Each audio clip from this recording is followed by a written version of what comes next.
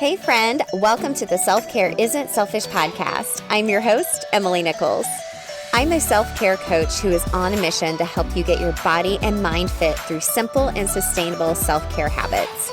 And I get it. I'm a busy working boy mom who used to feel like a hot mess all the time until I found a solution, my own self-care routine. And friend, I want that for you too. Join us each week to hear attainable self-care tips for all areas of your life from my amazing guests or quickie episodes with me sharing my own experiences and professional wellness knowledge. After each episode, you'll leave with an action plan to start making self-care a priority in your life and get your body and mind fit. So grab a cup of coffee, glass of wine, or your favorite sparkling water, and let's do this. You're listening to episode 78 of the Self-Care Isn't Selfish podcast. Hey friend, I'm so glad you're here. If this is your first time here, welcome. I'm super glad to have you listening to the show and being part of our community. If we haven't met before, I'm Emily. I'm a self-care coach really on a mission to help women, working moms in particular, get their bodies and minds fit through simple self-care habits. I've been on my own wellness and self-care journey since 2015, and it's by putting myself first, it's had so many wonderful benefits, not only to myself, but my family and those around me. So when it comes to self-care, there's so many different facets of self-care that we can talk about. And I've talked about the importance of community and connection and how that can be a form of self-care. You can go back to episode 52 and listen to that. I actually share some actual health benefits of being within community with other people. But I wanted to bring on an expert and dig into this even deeper. So today I have author Leah Dean on the show. So Leah is the author of the new book, Assemble the Tribe. It's out now. The book is all about believing in your value, finding belonging, and just being different. The book really sets the tone to unlock the formula to unleash your unique value, redefine your female tribe, and reimagine how you show up in the world. I loved this conversation with Leah. What I loved most about her expertise and what she shared with us about the book is all the research she did to really get that data to prove what she was talking about within the book. And she really gives us some concrete examples on how to assemble your own tribe or community. You know, connection is so important, and being in community with other like-minded women is really, really important. And I know it's really, really hard too, depending on what season you are in your life. You know, my community, my group of girlfriends have looked different as I've gone through different stages of my life. You know, I'm going to be 40 this year.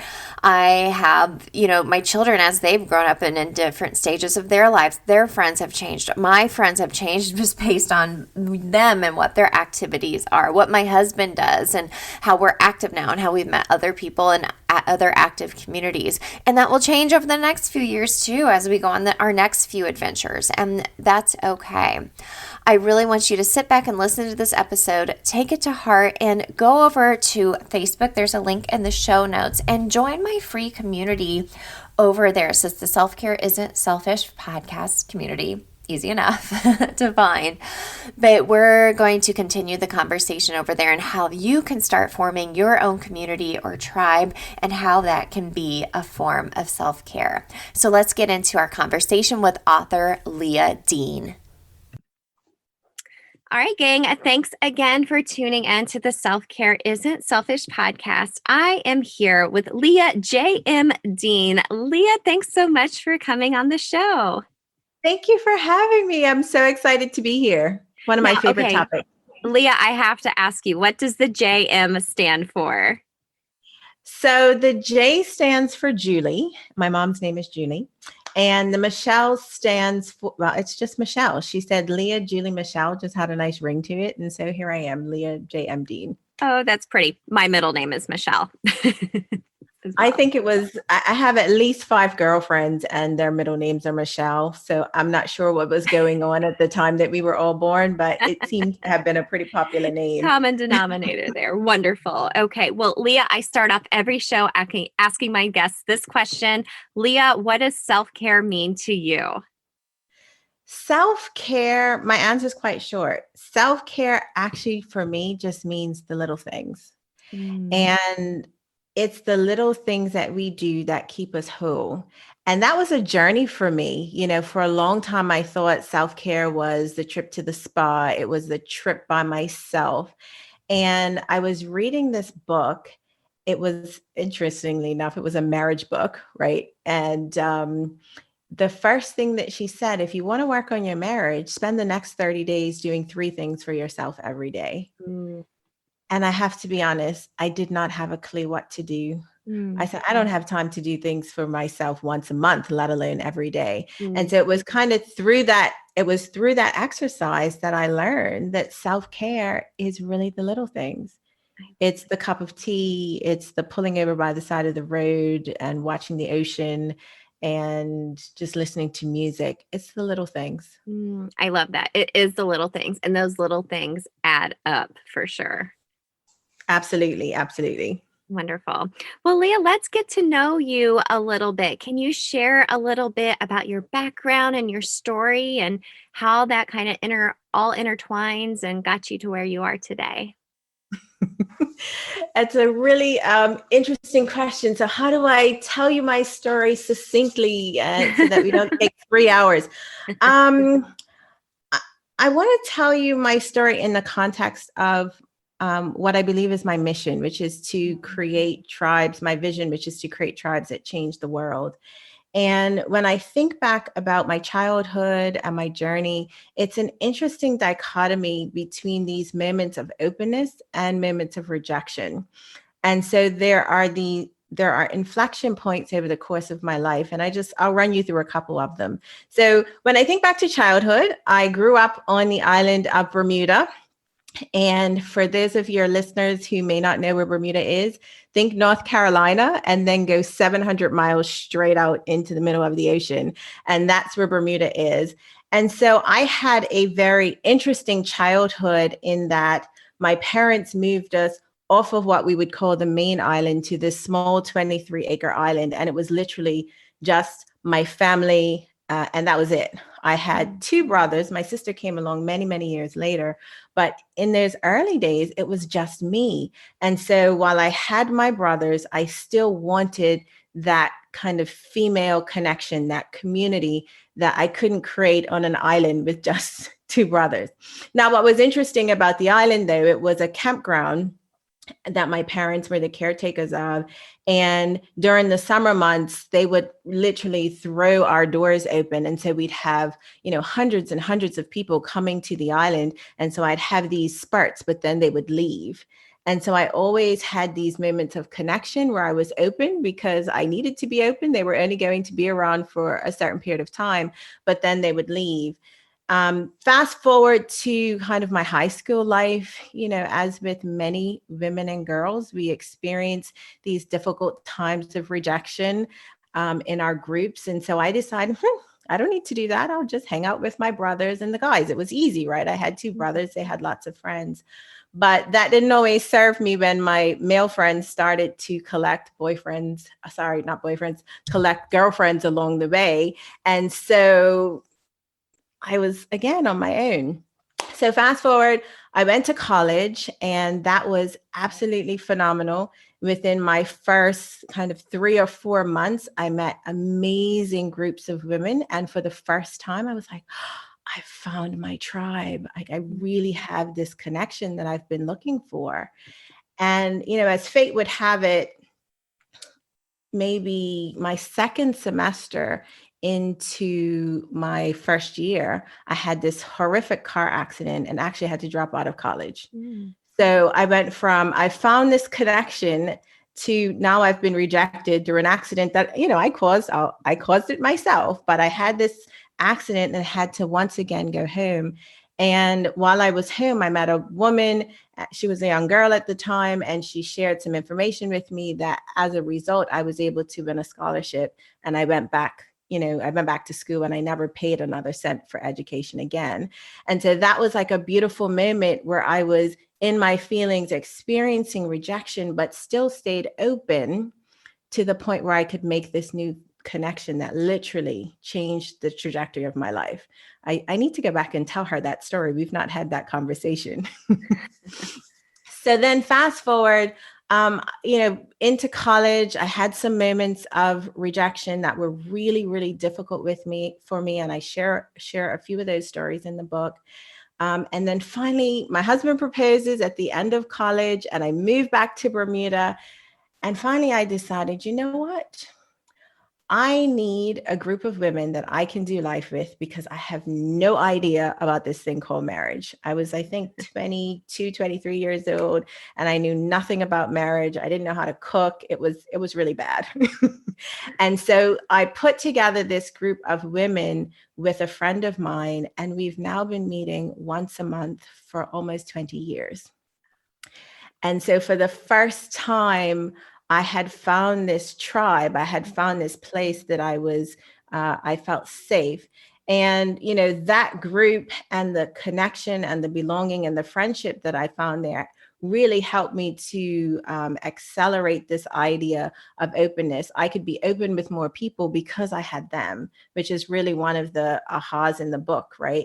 Typically, we find our tribes, we find these places where we feel safe, and then we exclude everybody else. They actually opened me up to be even more willing to connect with new people.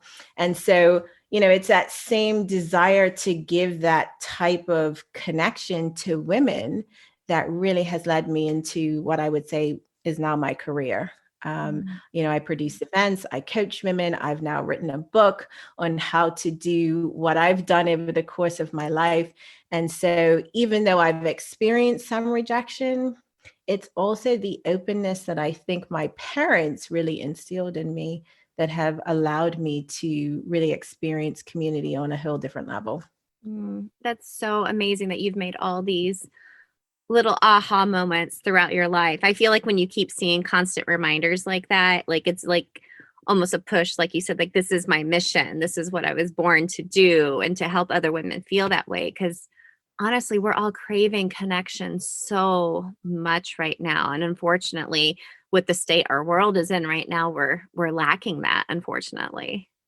Yeah. And I actually, I think that there are three reasons why my book, this message is so important right now. One is we need our relationships more than ever, right? Mm-hmm. Whether it's for mental health reasons, to heal as a result of, the virus. Maybe you've had it, maybe you've lost someone, maybe you've dealt with a natural disaster. You literally need those relationships to help you heal. And then we've all felt the sting of rejection, according to my research and the research that I did while I was writing the book. Most women have dealt with these issues of rejection, especially when they're young. So we need to heal from that. And then I think, the reason why the message is so important for women is because we're the nurturers. We are, we make up almost 50% of the world's population. The world relies on women in a way that's not better, but just unique. Yeah. And so I think we can really change the story and help to be, how would I frame it? We can be the champions for connecting in a whole new way. It's just naturally ingrained in who we are, which is really cool. Oh, that's such a good point. I love that, Leah. Well, I really view having community and connection as a form of self-care. Do you feel that way too? Oh, absolutely. Absolutely. I think it really dawned on me that it was a means of self-care when I had my two children. So they're now in their teenage years. But back then, as I'm sure you've experienced, there's so much that you have to do as a mother. When I would carve out that moment with those women that the 20-year women I told you about, when I would carve out that moment, it was like my oasis in the middle of craziness. And so one of the things that I started to think about while I was writing the book is how can we teach women to create this oasis? And the research will actually show you that women need those relationships as a means of regulating stress. So if you're stressed, find a friend. Yeah. That's my message. Find a friend. Yeah. Well, and I feel like it's different than just turning to your spouse or your partner. There's just something about your girlfriends that it's just different. It's just different. Yeah, absolutely. What was really interesting about some of the research that I did is it said that, both family relationships and non-familiar relationships are important, but only non-familiar relationships. So the people that are not your family, those relationships become these oases of peace as we get older. Because if you think about it, sometimes whether it's your spouse or your siblings, you have to make these difficult decisions. Maybe it's for parental care. As you get older, you have an oasis with your girlfriends and your community that is just different. So I thought that was really fascinating in the research, that it's actually that our friends are actually healthier for us as we age. Yeah. Well, let me ask you this, Leah. Why is it so challenging though, as women, to make friends, to find community? I feel like you have to be proactive about it, but I feel like there's been times in my life, especially when my kids were really little babies and I was in the trenches, I felt really alone. But I feel like at the same time that was on me because I wasn't reaching out to other women and making the friendships. But I've heard from other women, they're like, I just don't have a close group of friends. So why do you feel like that's challenging for some women sometimes? How's that saying go? Oh yeah, all things are possible with coffee and mascara. Well, that's certainly true for me, and I love to have my coffee every morning after my workout, and I don't really leave the house without mascara. So my fellow blondies, I know you feel me on this. But gang, check it out. Having my coffee every morning is part of my self-care routine, and I always take my coffee blended with nut pods and coconut oil. So nut pods is a dairy-free creamer. It's made from a blend of almond butter and coconut cream. I love the French vanilla flavor. It's my favorite. It's super yummy, super smooth, but even better, it's Whole30 approved. So gang, head on over to nutpods.com and use the code EmilyNichols22 to get 15% off your first order of Nut Pods. That's EmilyNichols22, EmilyNichols22. And let me know once you receive your Nut Pods what your favorite flavor is and how you take your coffee. So remember, just head on over to nutpods.com. I think there's two reasons primarily why it's so difficult for women. The first is, I talked about some of my own moments of rejection. And according to my own research, I did a proprietary research study as part of writing the book with over 1,200 women, right? And most women have experienced rejection, 50% under the age of 18, 25% under the age of 13. And so we go into these relationships with this pain that we experience as children. And if you think about what happens during puberty, where your brain is literally like rewiring itself, at the moment when we're most vulnerable, that's when we have some of our most difficult moments of rejection. And so I think as adults, we have some of those scars that we take into our relationships, and we're a little wary. And I think that's the first reason why. The second reason why I think we struggle sometimes is just time, right? We're busy, we're working, we have kids. It is hard to create the time. And that was actually one of the number one reasons in my research why women struggle with creating relationships. And so I really encourage people to think about time a little bit differently.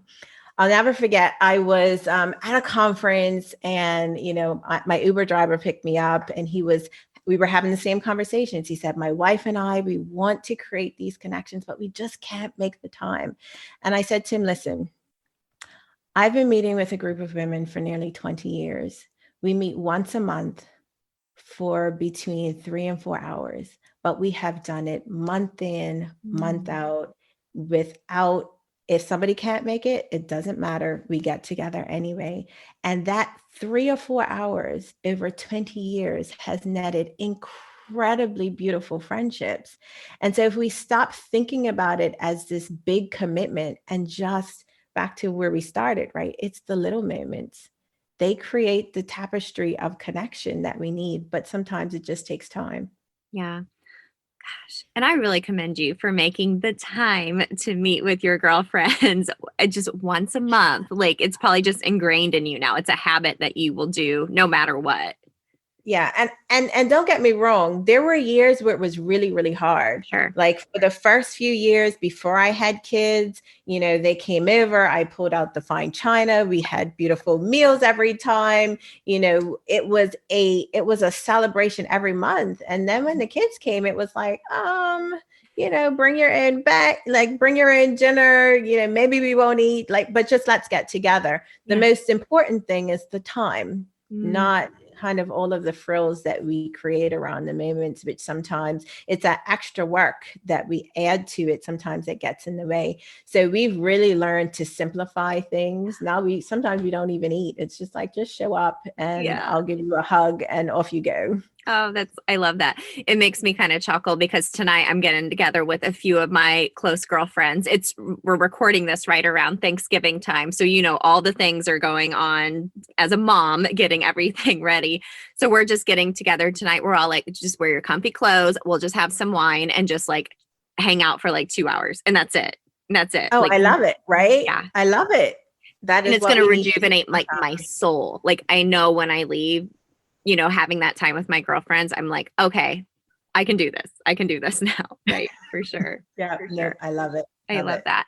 Well, let me ask you this, Leah. So if someone's listening and they're like, okay, simplify it, make the time, be intentional. What are some other pieces of advice you have for someone listening for how they can form their own tribe? How do they go about doing that? So first things first, buy the book. Yes. But it's interesting. One of the things that I came up with in the process of writing the book is I have what I call a tribe building formula. And it has 3 parts. And simply put, it's believe, belong, be different. Believe in your value, find belonging, and be different.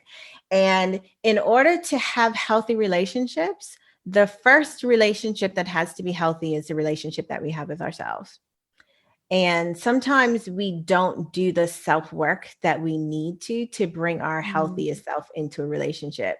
So I was talking to somebody the other day and they said, I walk into these rooms and I feel like I'm being judged. And I said, well, maybe you are, but if you believe that you are worth it, then you would focus more on what you have to bring to the room rather than what other people are thinking. And what I love about those words, believe in your value, is that value is utility, it's importance, it's worth. And belief, and this is not Leah, this is just dictionary definition. Belief is a habit of the mind in which you build trust and confidence in a person or thing. So every day when I wake up, I have to build trust and confidence that there are some gifts that I have that are important, that are valuable, that have worth. And I need to bring those to the people that I connect with. I might not be perfect. My gifts might not be as mature, but I cannot give what I have not yet become. And so that's really the most critical step to having these positive relationships. So once we've done the self-work, and sometimes you do it simultaneously, you're building the relationships and you're building you're working on yourself at the same time. I don't think this is necessarily an order. It's more of a formula. So you do the self-work, and then once you've done the self-work, you can really start to reach out. And I have a lot of support for different ways you can do that in the book, for how can we reach out and find these places to belong. And I want to separate belong from belonging, right? Because you can belong to your group of girlfriends, but you might not feel like, you might not feel a sense of intimacy or belonging. And that's actually one of the things that was interesting over the course of the 20 years for me. I'll never forget, there was an inflection point in my career where I moved from a managerial position into an executive leadership position. And I felt lonely, and it was bizarre. So I'm like, I have this belonging. I have these close girlfriends. I know that I have people, but why do I feel lonely? I had gotten to an inflection point in my career where I needed an additional tribe to help me fill a gap in my career. And so I think as women, if there was one message that I could leave about belonging, is don't find groups of people that you connect with and then entrench into what I would call more exclusive type behavior, where you exclude everybody else around you. Like, think of it as almost this springboard that allows you to connect with new people, because we need lots of different people, because we have different areas of our lives where we need connection. Yeah. And so that was a big aha. I thought that one group was going to just do it all for me. Right. And it didn't happen. That's such a good point. So if you just continue with the formula, believe in your value, find places to belong and experience belonging. And to experience belonging, there's a lot of work that we have to do. We have to have the necessary conversations. We have to be clean with people. We have to deal with things quickly. And I have lots of lists in the book and tips on how to navigate that. And then last but not least, as I was starting to share, then we can leverage that belief and that belonging to just show up differently in the world. I can go anywhere. I can do anything because I have them. I put in the work. They are there. They're my rock. And you have to have that, right, in order to be more open to other people. Worst case scenario, I'm rejected, but it's okay. I still have my girlfriends, right? And I can try new relationships.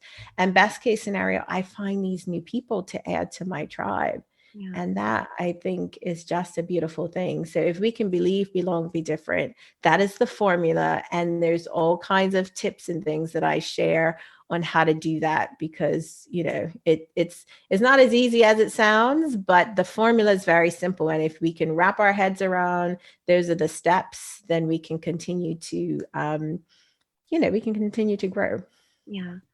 Gosh, I love that formula. And, like you mentioned, sometimes you might belong to a group, but do you really feel like belonging, like you are just part of them, or do you kind of feel like an outsider? I know I've been part of groups where I felt like that way. And I think that's so important to even know, you have different tribes within your life, your professional wise, your moms, your, friends that you've had for a number of years. There's so many different tribes that you are able to give and get back at the same time for different areas of your life. I think that's really important to note. Yeah, I have a whole chapter where I break down some of the different kinds of groups. So for example, there's a tribe that I think we tend to stumble into called it's a resistant tribe or a resistant group. And that is where you're actually brought together because of pain. Right. So for example, during COVID, I started to notice that there were women in my circle who, were home on their own because they were single, or maybe there were women who were overwhelmed with everything going on with COVID and they just needed a moment to get away. So I created a tribe called Assemble the Tribe for Tea. And once a month, we would jump on a call and we would talk about kind of whatever, when I surveyed whatever they wanted to talk about, and I would break them out into groups and we would literally just sit off and have tea for 90 minutes once a month. And, for the group, I think that it was just this oasis, but it was created out of a shared pain because the virus had pushed us inside. Yeah. And so there are lots of different types of groups that we form, and we need them. There's a quote in my book from a woman that I interviewed, and she said, "I need multiple groups to complete my sense of wholeness, and that's okay." Ooh, I love that. So much. Yeah, I love that. Oh my goodness. Well, Leah, you mentioned in the book about having a tribe mindset. And does that kind of loop back into the formula you were talking about? Or what does necessarily a tribe mindset mean? So it does connect with the formula, but just to go back a little bit, The word tribe is interesting, right? If you watch the news, and my husband, he's a news junkie, so he would often come in and he'd say, honey, are you sure you want to use that word? And so then I'd go back and I'd do some more research. And then a few months later, he'd come back and he'd say, are you sure? And if you go back and you look at the history of the word, it's complicated, right? Yeah. Some people, if you social scientists, some will say throw it out because it's so complex in its use. If you Google it, I think my last Google search was like 931 million different uses. It's been used for everything from like Roman squadrons of soldiers to like cat and rose. Like it's a very, very complicated word. But in the end, that's one of the things that I loved about the word. For all its complexity, it's still a word that has the opportunity to connect us. And so when I was working on my research, I interviewed a neuroscientist whom I love. Her name is Stacy Downford. And I said, Stacy, like, help me understand this whole like mind thing and how it connects with our tribes. And she painted a beautiful picture for me. She said, listen, if I took your brain and I put it in a dish, I could touch it, hold it, but I could not, I can't hold your mind. She said, and so literally one of the first things that I learned in my degree is that the mind and the brain are separate. And she said, so what that means is we have to tell our brain, which processes logically, emotionally, and kind of instinctually based on things that have happened. Sometimes we have to tell our brain what to do.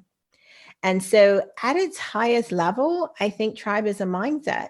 Every day we get up and we're navigating these relationships, we have all of these experiences, moments of rejection, politics to navigate at work. Every day we have to get up and we have to say, I'm going to navigate those relationships with authenticity and courage.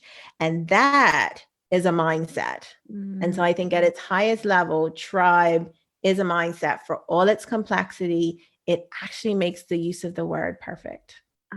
I love that so much. Such a good way to end our interview today together. But Leah, so you have assembled the tribe. Your book is out now. Yay! It's so exciting. Where can everyone find this? They can dig into the formula and start curating and cultivating their own tribes.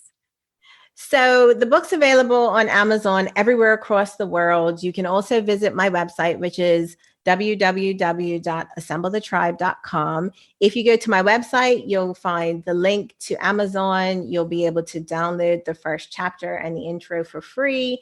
And if you want to maybe start thinking about how you can believe, belong, be different in a little different way, then I have what I call a tribe health assessment. And so you can complete that. And there are questions that are really intended to help you think about how can I show up a little bit differently, whether it's in terms of how I believe about my own value, the places I find belonging, and then how I show up differently in my relationship. So if you visit my website, www.assemblethetribe.com, you can take that assessment as well. Wonderful. Well, I think everyone's going to run out and buy your book right now because they feel inspired as much as I do. So, Leah, thank you so much for coming on the show, and congratulations on your book. That's so exciting. And I'm sure it was a labor of love. It was, I wasn't able to tell you this story, but it was literally divine inspiration. I never intended to write the book. I woke up one morning and I literally penned the whole introduction, the whole table of contents, out of nowhere. Like it literally came out of nowhere. And so I think it was divinely inspired. And so for that reason, I am so excited about sharing this message with the world. I love that so much. Well, let's go forth and assemble the tribe, ladies. Thanks again for coming on, Leah. I so appreciate it. Thank you for having me. It's been an absolute pleasure. You bet. Leah, thank you so much for this conversation. I left this feeling very inspired and know the ladies listening are going to feel the same way. You know, Leah mentioned in the episode, gang, that time Time is the biggest struggle when it comes to making new relationships. And you know what? That's the biggest challenge and struggle I hear from my coaching clients. Time. It's so hard to make the time to go work out or make healthy meals or to go listen to personal development or read a book or just go for a walk by yourself for that matter. But I really want to stress that these connections and community and relationships are such a priority in your life, and just the health benefits it will give you mentally and for your soul and as a version of self-care as well is so important. So I really want to stress you to try to make these new relationships or existing relationships more of a priority in your life. It feels really great to be in community with other like-minded people, other like-minded women.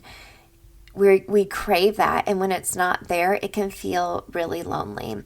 So I hope you feel part of my community. You can come over, like I said, to my Facebook group. There's a link in the show notes if you want to connect over there. Well, let's share my 3 biggest takeaways from this conversation with author Leah Dean. So, number 1, you have to work on your relationship with yourself first before you can start cultivating these new relationships with the community around you. You need to believe in your own value and self-worth and heal from rejection. When she brought up, how your minds are forming at such a young age, and that's when a lot of girls, for that matter, feel rejection. I felt that in my soul. I remember being in about 7th or 8th grade, and my oldest son is in 7th grade right now, and their brains are just still forming, and sometimes those feelings of rejection can stay with you, and you need to find ways to heal from that. And a lot of that can start with your own inner work on yourself first. So making a self-care routine for yourself, focusing on self-love. There's been plenty of episodes with various guests on the show talking about how to overcome your own self-limiting beliefs and the power of your mindset and so forth. So go back and listen to some of those episodes so you can start working on your relationship with yourself first. Then you can really start growing these relationships with others around you. Number 2, there's a difference between belong and belonging.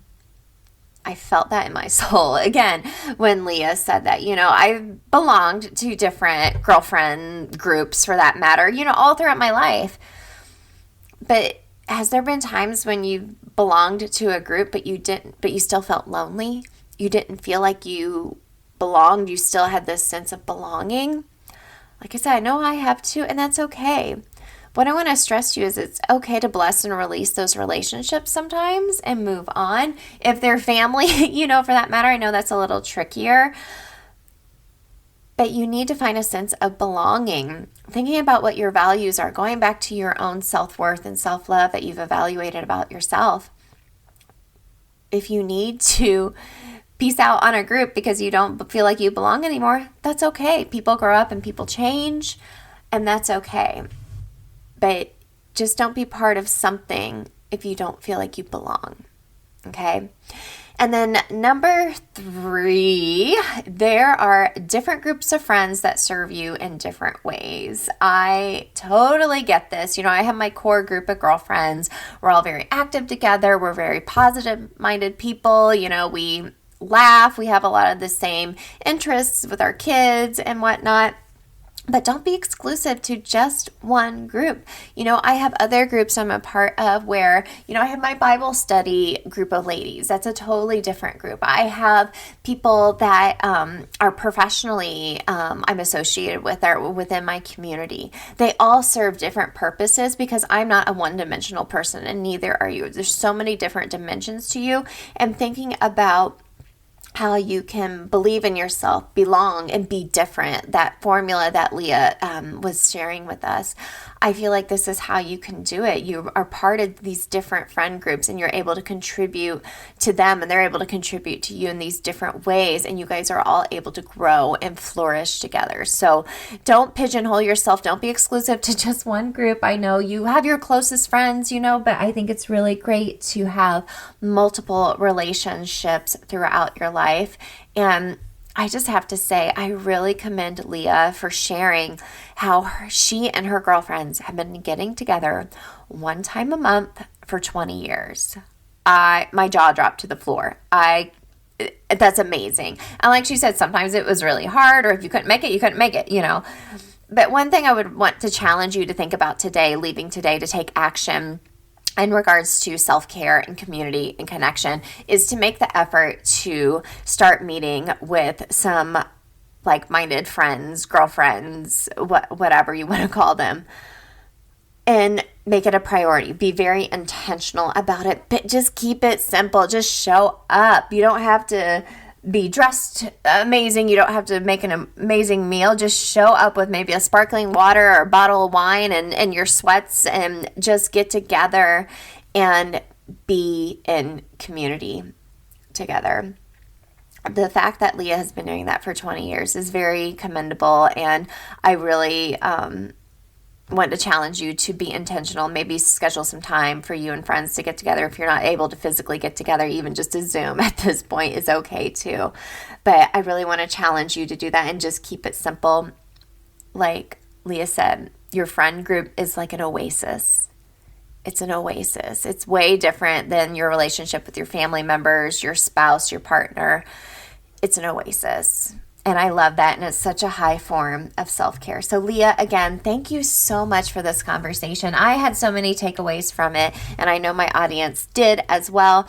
Gang, you can get Assemble the Tribe. It's out now wherever you like to get your books. So I usually head over to Amazon because it's easier that way. Leah, thank you so much again for this conversation. There will be links in the show notes, gang, if you would like to connect with Leah Dean and get a copy of her book as well. And go ahead and join my free Facebook community. It's linked in the show notes. Everything is linked there for you. And also give me a follow on Instagram at EmilyNichols22 so we can connect over there. Sending you all lots of love. I hope you are up to the challenge of starting to make community and connection and being intentional with your time with your friends. If you need a little bit more love and connection and thinking about ways you can make these connections, come over to my free Facebook group. We'll be talking about it more this week with our weekly worksheet. So gang, sending you all lots of love, and remember, self-care isn't selfish.